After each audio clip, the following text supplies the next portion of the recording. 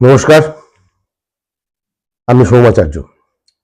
আমি আজ আপনাদের কাছে রিলেশনশিপ নিয়ে একটু আলোচনা করব। কারণ আমি যতদিন প্র্যাকটিস করছি, চেম্বারে যত ক্লায়েন্ট আসে, সে পুরুষ হোক, মহিলা হোক, যাই হোক, প্রায় 80% ক্লায়েন্ট রিলেশনশিপ নিয়ে অশান্তি ভোগ করছে। সেটা স্কুল পড়ুয়া হতে পারে, বা কলেজ পড়ুয়া হতে পারে, বা জব করছে। তো নানান দিক থেকে এই রিলেশনশিপটা আজকের দিনে এমন জায়গায় গিয়ে দাঁড়িয়েছে যেন টেকানোটা একটা দুষ্কর হয়ে দাঁড়িয়েছে। 6 মাস, 1 বছর, 2 বছর, এমনকি আমি 7-8 বছর, 10 বছরের রিলেশনশিপও দেখছি। এত বছর একসঙ্গে একটা সম্পর্কে থাকার পরেও দুজনে আলাদা হয়ে যাচ্ছে। আর এটা নিয়ে বহু মানুষ, পুরুষ হোক, মহিলা হোক, বহু মানুষ এত বিব্রত বা মানসিক কষ্ট পাচ্ছে যেটা বলার কথা না। যার জন্য অনেকে ডিপ্রেশনে চলে যাচ্ছে। যারা পড়ুয়া তাদের রেজাল্ট খারাপ হয়ে যাচ্ছে, পড়াশোনা নষ্ট হচ্ছে। যারা চাকরি বাকরি করে তাদের চাকরির জায়গার খারাপ ফল দিচ্ছে, ঠিকমতো মন দিয়ে চাকরি করতে পারছে না। বা যারা ব্যবসাদার, তাদেরও ব্যবসায় ক্ষতি হচ্ছে। তো অনেকেই এসে বলে যে দাদা, 5 বছরের রিলেশনশিপ, কি করে এমন হলো বুঝতে পারছি না, সামান্য একটু কথায় রিলেশনশিপটা বন্ধ হয়ে গেল, ব্রেকআপ হয়ে গেল, হোয়াটসঅ্যাপ ফোন থেকে ব্লক করে দিয়েছে, বলছে আর কোনো রকম যোগাযোগ রাখতে চাই না। আমি এরকম বহু মানুষের মুখ থেকে শুনছি, এবং তাদের একটাই কথা যে বহু মানুষের কাছে আমরা গেছি এই রিলেশনশিপটাকে ঠিকঠাক করতে, কিন্তু সে তন্ত্রের দ্বারাই যে যাতে সেটা ঠিক হয়ে যায়, কিন্তু কিছুতেই কিছু হচ্ছে না।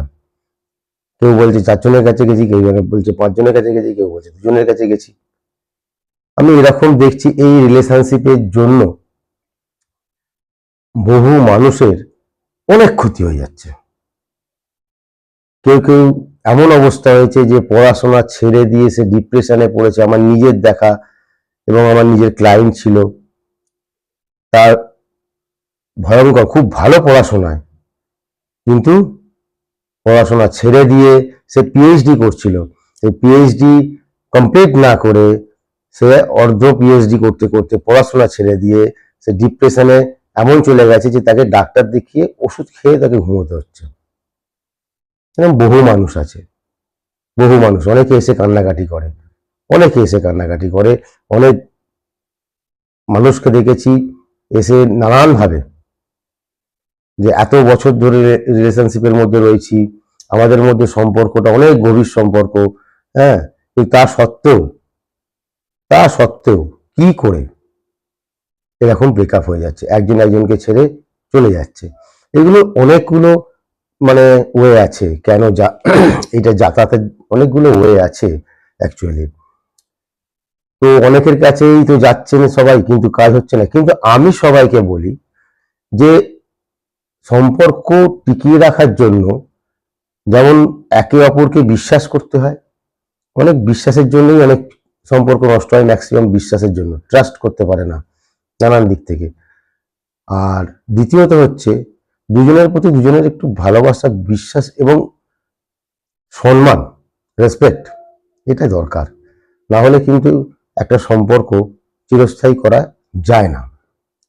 তো যারাই তান্ত্রিকের কাছে যাচ্ছেন, হ্যাঁ নিশ্চয়ই যাচ্ছেন, তারা প্রয়োজনে যাচ্ছেন, কিন্তু আমি বলবো যে শুধু তন্ত্র দিয়ে না দেখে আপনি আগে দেখুন আপনার হরোস্কোপটায়, যে কোনো রকম কোনো আপনার 5th হাউস, 5th লট ডিস্টার্ব আছে কিনা, 11th হাউস ডিস্টার্ব আছে কিনা, বা মাঙ্গলিক যোগ বা কোনো খারাপ যোগ থাকে কিনা, এই সবগুলো দেখুন। এই সবগুলো যদি থেকে থাকে, তাহলে সেইগুলোকে আপনি ঠিক না করে, আমি প্রত্যেক ক্লায়েন্টকেই বলি যারা ফোনে কথা বলে যে এরকম হয়ে গেছে, 3 বছর 5 বছরের রিলেশনশিপ, ব্রেকআপ হয়ে গেছে, একটু ঠিক করে দিন যাতে আবার চলে আসে।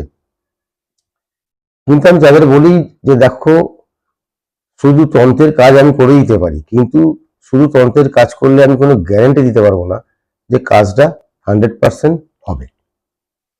কারণ তোমার জন্মছকে যদি কোনো ডিস্টার্ব থাকে, 5th house, 5th Lord, 11th house, শুক্র বা মঙ্গলের কোনো প্রবলেম থাকে, কোনো খারাপ যোগ থাকে, তো তখন কিন্তু এই তন্ত্রের কাজ করলেও সেই কাজ কিন্তু সাকসেস পাওয়া যায় না। আর যারা শুধু তন্ত্রের কাজ করতে তান্ত্রিকের কাছে যাচ্ছে, তারা ওই জন্যই কাজগুলো ঠিকঠাক করে 100% পাচ্ছে না, যার জন্য তারা নানান জায়গায় ঘুরে বেড়াচ্ছে।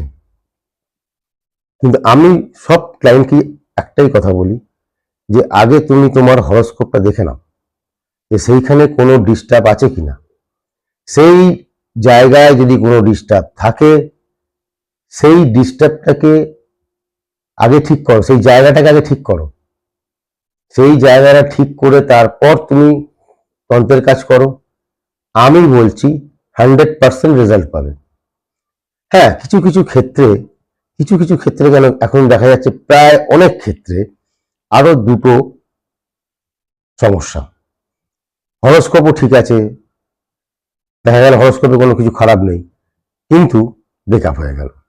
এর মধ্যে আরো দুটো জিনিস আছে যেটা খুব এখনকার দিনে প্রচন্ড পরিমাণে কাজ করছে, যে দুটো সমস্যা। সেটা হলো একজনের সঙ্গে একজনের সম্পর্ক রয়েছে, তার মাঝখানে আর একজনের আবর্তন, আর একজন চলে আসছে। হয়তো কোনো মেয়ের সঙ্গে কোনো ছেলের মহিলার